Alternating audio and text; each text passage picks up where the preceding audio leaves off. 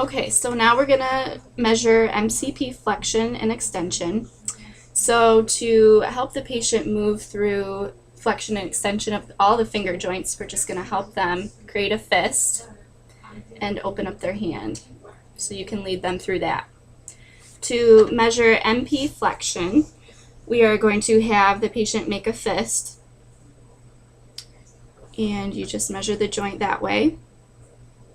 And then moving into extension, she's at, this would be 0, and if she isn't able to move all the way into extension, let's say she was here, that would be -30/90, or whatever the measurement is there. And then if she is hyperextending at that joint, you're going to move to the volar side and measure that way. Next, we're going to measure the MCP joint abduction. So this is going to differ depending on which MCP or which metacarpal that you're measuring.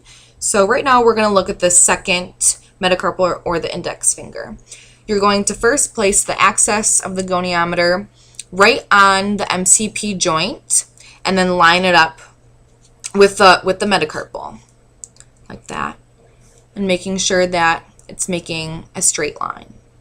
And then you're going to ask the patient to move the finger towards the thumb or abduct, and you get that angle about 25 degrees. To measure PIP flexion, we're going to have the patient put their hand in neutral on the tabletop and line the goniometer up with the dorsal PIP joint and just bring her into flexion and back into extension. Next, we're going to look at the DIP joint. So same as for the PIP joint, you would just have the patient flex the DIP as far as they can and line the goniometer up with that joint. You can see here I'm at about 90 degrees.